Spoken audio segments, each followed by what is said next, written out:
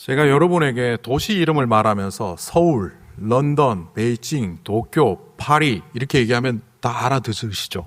그런데 제가 도시 이름을 말할 테니까 한번 들어보십시오. 와가두구, 네피도, 아우샤가바트. 어느 나라에 있는 도시인지 아시겠습니까? 네피도 정도는 알 수도 있을 것 같아요. 미얀마에 있고요. 와가두구는요, 부르키나파소라는 아프리카의 나라인데 나라 이름도 잘 모르겠어요. 아슈가바트, 투르케미니스탄에 있는 지도에 있는 도시를 하나 가져왔습니다. 이처럼 우리가 익숙한 도시의 이름을 들을 때는 그 상징들이 떠오릅니다. 파리 하면 에펠탑이 떠오르고, 런던 하면 런던타워, 서울 하면 광화문이나 남대문, 도쿄 후지산, 베이징 하면 또 만리장성 이렇게 떠오릅니다. 근데 이름 모를 도시 와가두구를 혹시 아는 사람이 계십니까?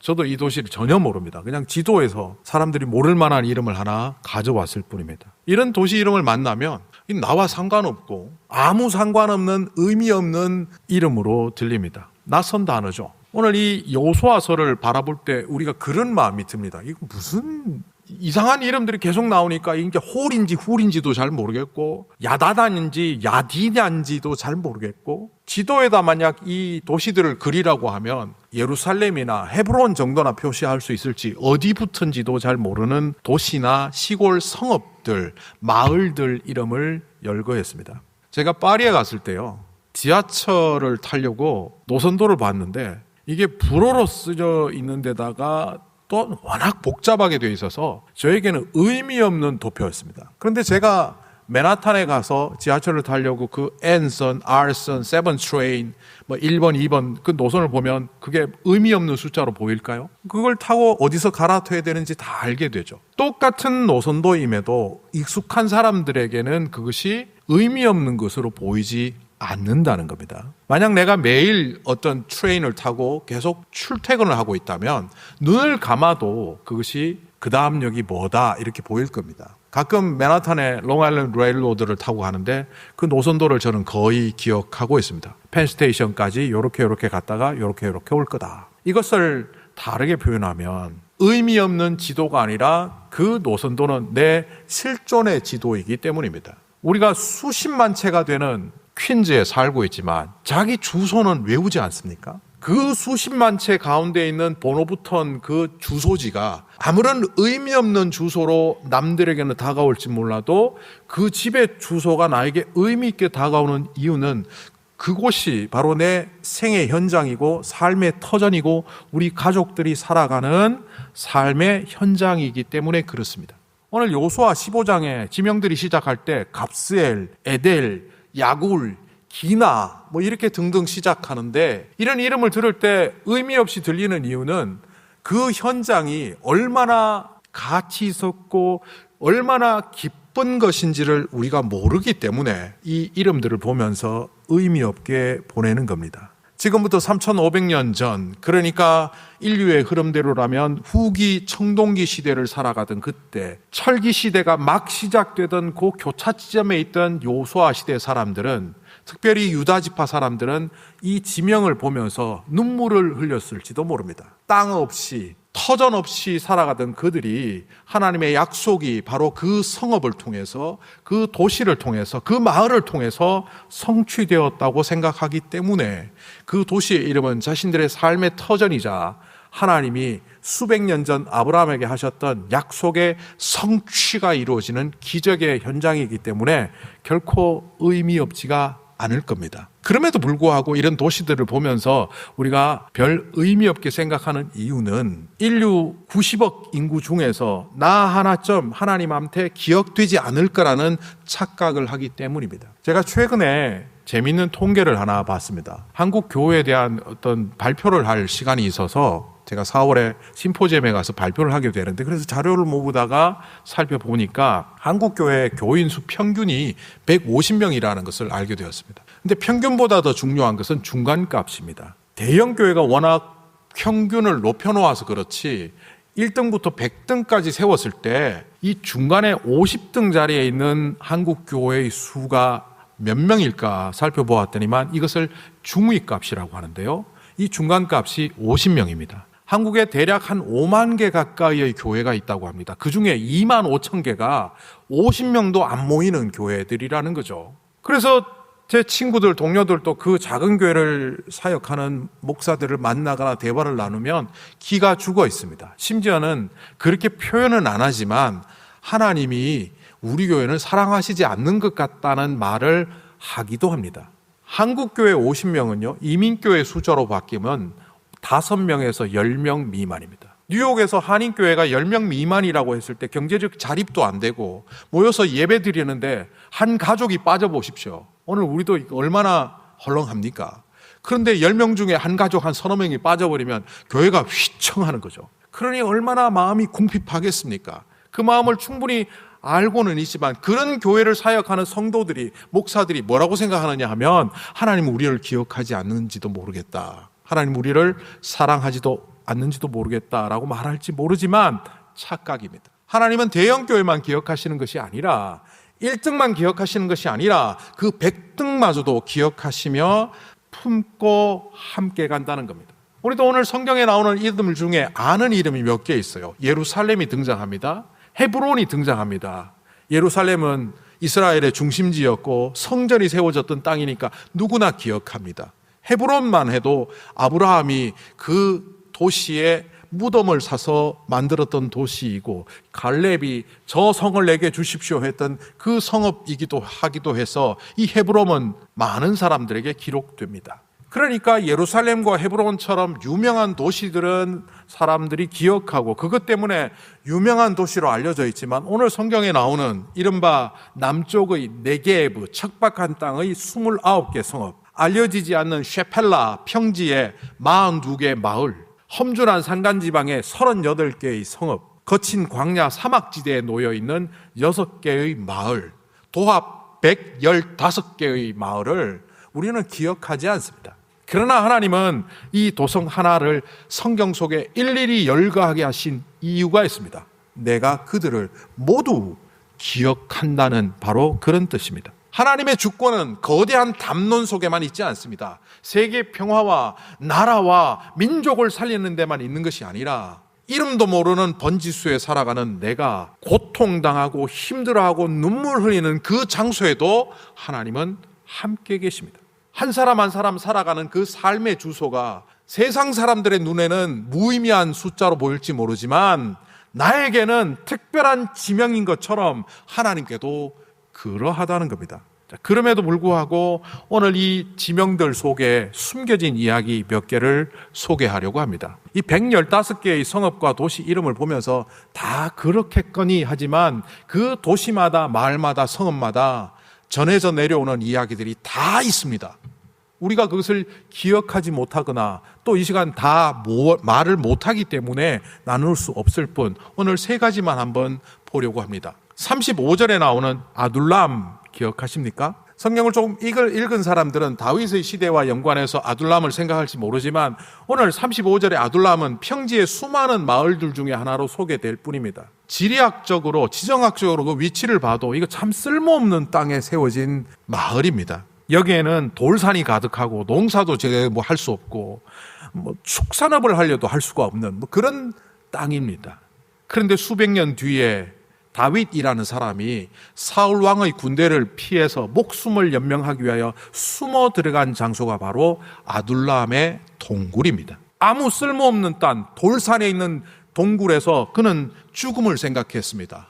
3,000명의 군대를 풀어서 옥죄어오는 사울의 군대가 이제 나는 죽었구나 하는 마음으로 외로이 그 동굴 속에서 절망의 끝자락에 서 있는 다윗에게 하나님은 사람들을 보내주셨습니다. 처음에는 혼자 숨어들었는데 그 동굴에 찾아오는 사람들이 누구냐 하면 마음의 원통함이 있는 사람들, 빚져서 도망 나온 사람들, 환난 당하거나 세상으로부터 도태된 사람들, 좀 좋은 사람들을 보내면 좋은데 보니까 영 시원찮은 사람들이 모여들어서 성경에는 안 나오지만 인간적으로 보면 다윗이 실망했을지도 모릅니다. 그런데 그 사람들이 무려 400명. 이 400명의 사람들은 나중에 다윗이 왕국을 건설한 이후 용사들의 이름을 나열하는데 그 400용사에 해당하는 사람들입니다. 거기는 어둠의 동굴이었고 도망 나온 사람들이라고는 전부 세상에서 따라지 인생을 살고 있는 사람들이 모여들었지만 하나님은 그 동굴 속에서 하나님의 말씀에 순종하는 다윗과 그 사람들을 통하여 하나님의 나라, 다윗의 용사들을 낳는 자궁, 모태처럼 사용하셨습니다. 세상 사람들을 눈에 그 아둘람의 동굴은 버려진 땅에 죽음을 자초하는 동굴처럼 보일지 모르지만 하나님의 임재가 있는 곳이 될 때 그 동굴은 바로 다윗 왕국을 만들어내는 모태, 그리고 용사들을 낳는 훈련의 장소가 되었던 겁니다. 자, 오늘 62절에 등장하는 엔게디라는 이 지명을 아십니까? 이 엔게디는 우리말로 하면 뿅아리 눈물 같은 샘물, 뭐 이런 뜻입니다. 우리가 제일 적은 것을 말할 때 좁쌀, 뿅아리 눈물 뭐 이렇게 표현하는데, 엔게디는 샘이란 뜻이고 게디는 새끼 염소입니다. 샘이 솟아오르긴 한데 겨우 한 사람 목이나 축일 정도로 적게 올라올 때 그걸 새끼 염소의 샘이라고 말합니다. 그래서 이 지명이 엔게디라는 이름이 붙었습니다. 보잘것없고 사람들이 주목하지 않는 땅입니다. 여기는 사막지대에 있는 거친 땅이었고 그 옆에는 사해가 있어서 그 사해의 염분이 땅으로 스며들어서 농사도 못 짓고 사람이 살 수도 없는 형편없는 땅입니다. 이것도 다윗과 연관되어 있죠. 다윗이 또 도망을 다니다 급기야는 이 엔게디의 아주 얕은 동굴로 들어갔습니다. 사울 왕이 군대를 풀어서 죽이려고 하니까 숨는 방법밖에 없었는데 비참해졌죠. 그런데 이 얕은 동굴로 사울 왕이 들어옵니다. 화장실용으로 들어온 겁니다. 완전 무방비 상태로 변을 보고 있는 그 사울 왕을 부하들은 죽여라, 칼을 등에 꽂으면 이걸로 도망자 생활은 끝, 이 사울의 왕국을 다윗이 차지할 수 있습니다 하는데도 불구하고 다윗은 그의 옷자락을 살짝 베어서 갖고 있는 그 외에 다른 것을 취하지 않았습니다. 턱밑같이 차오르는 사울 왕을 향하는 분노도 있을 것이고 불안함도 있었을 것이고, 세상적인 방법으로 사울 왕을 죽이면 모든 문제가 해결된다는 그 인간의 가치관을 뚫고 그는 하나님의 주권을 그 동굴 속에서 붙잡았습니다.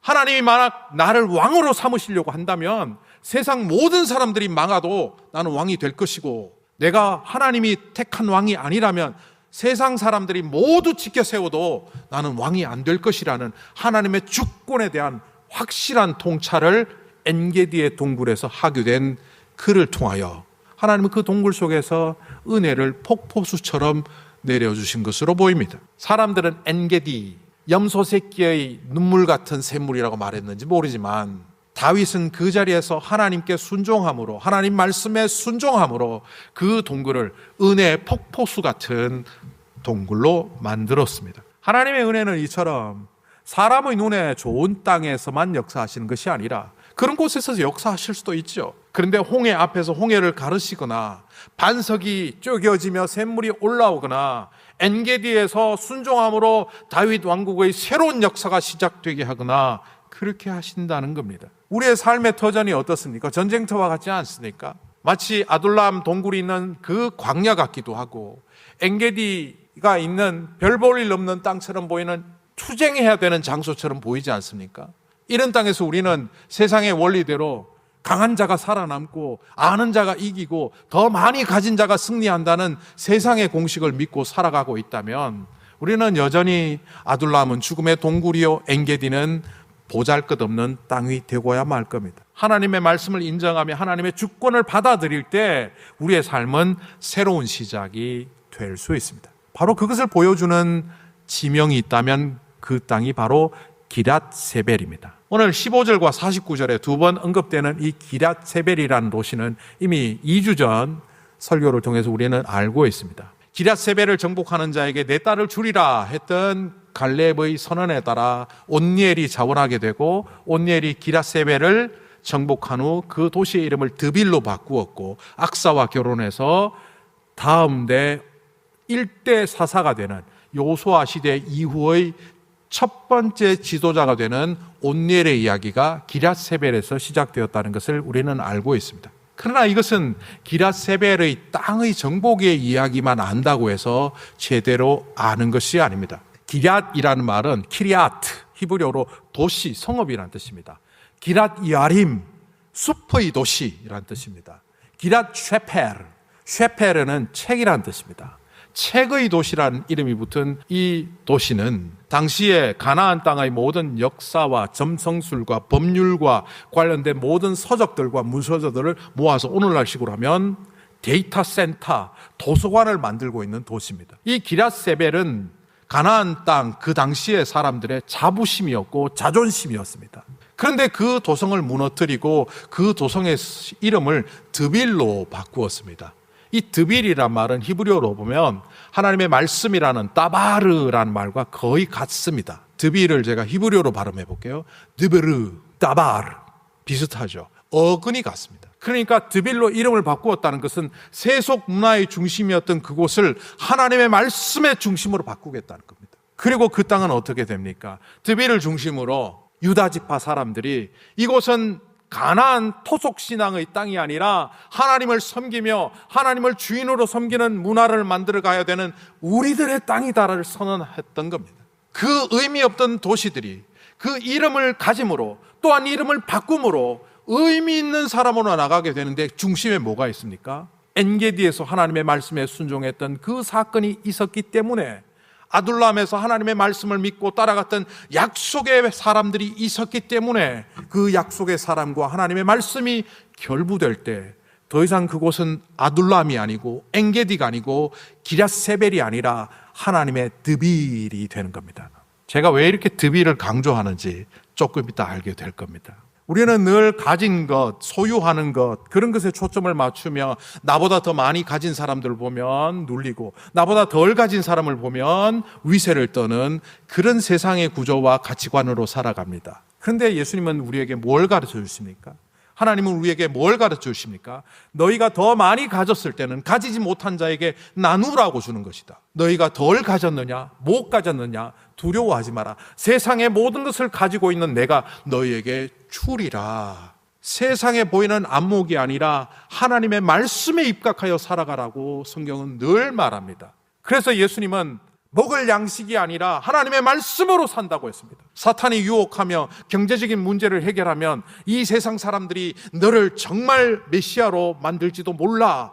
돌을 떡으로 만들게 해봐 할 때 예수님께서는 신명기의 말씀을 인용하시면서 사람이 떡으로만 사는 것이 아니요 사람이 먹는 것으로 사는 것이 아니라 오직 하나님의 말씀으로 산다고 알려주셨습니다. 오늘 우리는 기럇세벨과 같은 뉴욕 땅에 삽니다. 세계 금융과 경제와 모든 것들의 중심이라고 하는 이 뉴욕에 살면서 우리는 늘 세상의 원칙대로 살려고 발버둥치고 있습니다. 그런 우리들에게 오늘 이 말씀을 통하여 하나님은 알려주십니다. 너희들에게 필요한 것은 드빌, 하나님의 말씀이라고 말입니다. 그런데 오늘 이 말씀의 말미에 보면 63절이 이렇게 끝납니다. 유다 자손이 여부서 사람을 쫓아내지 못하였으므로 오늘날까지 그들과 함께 살고 있다. 여부서 사람을 쫓아내지 못한 것은 그들에게 엄청난 결점입니다. 하나님께서 가나안 백성들을 다 몰아내라고 했는데도 불구하고 그것도 다른 도시가 아닌 예루살렘 성에 여부서 사람들과 함께 살고 있는 이 모습은 정말 못난 모습이고 잘못된 모습처럼 보입니다. 그래서 많은 사람들은 이걸 갖고 공격하고 비판하고 그럴지도 모릅니다. 그런데 오늘 이것을 저는 다른 관점에서 봅니다. 우리의 실존의 자리가 어떻습니까? 이거 바로 우리의 모습 아닙니까? 하나님의 약속을 받았고 하나님의 은혜를 받았고 하나님의 구원의 백성으로 이 땅을 살아가지만 우리 안에 여전히 해결되지 않는 여부스들이 있지 않습니까? 죄된 습성이 남아있고 죄된 모습들이 남아있고 잘못된 중독이 남아있고 잘못된 욕심이 남아있는 우리들의 모습이 마치 예루살렘 중심에 여부스가 남아있는 것처럼 또아리를 틀고 있지 않습니까? 그렇다면 우리는 하나님으로부터 버려져야 합니까? 내가 믿음 갖고 살아가지만 여전히 죄된 습성을 포기하지 않고 내 감정대로 내 생각대로 살아가는 그 결점의 요소가 있다고 한다면 우리는 버려져야 합니까? 저는 이것을 풀기 위해서 오스카 쿨만의 신학적 이론을 하나 얘기하려고 합니다. 이 오스카 쿨만이 말했던, 예전에 제가 여전히 많이 말했던 건데 already but not yet. 하나님의 나라가 이미 이 자리에 임했지만 그러나 우리는 여전히 그 하나님의 나라가 완성되지 않은 상태로 살아가기 때문에 이 땅에 하나님의 나라를 만들며 살아가야 된다는 already but not yet. 이걸 오늘 말씀에도 적용해 보면 우리는 죄에서 자유함을 얻고 하나님의 백성이 되었지만 여전히 우리 안에 여부스가 또아리를 틀고 있고 죄된 습성과 죄성 때문에 힘든 삶을 살아가고 있는 우리들의 모습도 already but not yet 이라고 말할 수 있습니다. 하나님은 우리가 완벽해지기를 원하시는 것이 아닙니다. 우리 안에 불완전한 요소, 우리의 삶의 지도가 얽혀 있다는 것을 주님께서는 아십니다. 그럼에도 불구하고 하나님께서 원하시는 것은 우리가 주님을 향하여 나아가는 그 과정, 길 위에 서 있는 자이기를 원하신다는 겁니다. 완성되지는 않았지만 주님을 향하여 방향을 정하고 그 길을 걸어가는 자가 될 때 주님께서 도우셔서 아둘람의 도망자들을 용사들로 만드시고 엔게디의 원한의 장소를 은혜의 장소로 만드시며 심지어 기랏세벨 우상의 중심지를 드빌 하나님의 말씀의 중심지로 세운다는 것을 우리가 믿고 나아가기를 바란다는 바로 그 마음이 아직까지 미완성이지만 주님을 향하는 우리들에게 기대를 갖고 계신 주님의 마음입니다. 우리 인간의 실존은 여전히 죄가 반복되는 모습입니다. 성경에 나오는 신앙의 위인들이나 세상적인 성공한 사람들도 보면 평범한 우리들이 보기에는 너무나 비범한 드라마틱한 인생의 스토리를 갖고 있습니다. 근데 그 스토리도 뒤집어 보면 일상적으로 반복되는 그 하루하루를 성실히 살아갔거나 일상적으로 반복되는 다람쥐 쳇바퀴 도는 것 같은 그 일상을 여전히 성실하게 살아간 결과 드라마틱한 단면이 우리 눈에 보이는 겁니다. 뉴욕의 사무실을 향하여, 뉴욕의 수많은 집들 중에 한 집을 향하여 우리는 뚜벅뚜벅 걸어가고 있지만 그 일상의 반복 속에서 여러분의 드비를 만들어갈 때 하나님은 여러분의 인생에 기적의 현장을 만들어 가십니다. 지성소란 말을 히브리어로 코데시 하코데심이라고 합니다. 카다시, 코데시란 말이 거룩이고 코데시 하코데심 하면 거룩한 곳 중에 가장 거룩한 곳, 그러니까 지성소가 되죠. 그런데 이 지성소를 다르게 표현하는 단어가 있습니다. 그것이 바로 드빌입니다. 하나님의 말씀이 있는 곳이 지성소라는 거죠. 예루살렘의 성전을 만들고 성전에서 가장 깊은 곳에 하나님의 법궤를 보관했을 때 그것을 지성소라고 하며 드빌이라고 하지만 외딴 호렙산에 하나님의 임재가 있을 때 그곳 또한 드빌이요, 홍해 앞에 직면하여 절망하는 가운데 있지만 하나님의 역사가 일어날 때 그곳이 바로 드빌이요, 뚜벅뚜벅 걸어가는 일상의 반복 속에 있지만 그곳 속에서도 하나님이 함께 하신다는 것을 믿으며 하루하루를 주님과 동행할 때 그곳이 드빌이 된다는 것을 이 단어를 바라보며 깨닫게 됩니다. 여러분의 지하철 노선도가, 여러분의 삶의 궤적이, 우리의 인생의 단면들이 하나님의 말씀에 응답함으로 지성소가 되는 드빌의 역사가 있어서 그 드빌의 역사가 있는 곳에 도망자들이 아둘람의 용사로 바뀌고 쥐처럼 숨어있던 다윗이 화장실 앞에 직면해 있지만 오히려 자비를 베풀므로 엔게디, 이 다윗 왕조의 시작을 열어가는 그 시작점이 될 뿐만 아니라 기랏세벨 우상의 도성이었던 그 도성을 하나님의 능력으로 정복하고 유다 자손의 중심지인 드빌, 지성소, 하나님의 말씀의 공간으로 만들었던 그 사람들처럼 오늘 뉴욕 땅을 살아가는 우리들이 그런 기적의 현장을 만들기 위하여 날마다 신실하게 일상 속에서 드빌을 만들어 가시는 여러분들이 되시기를 간절히 축원합니다.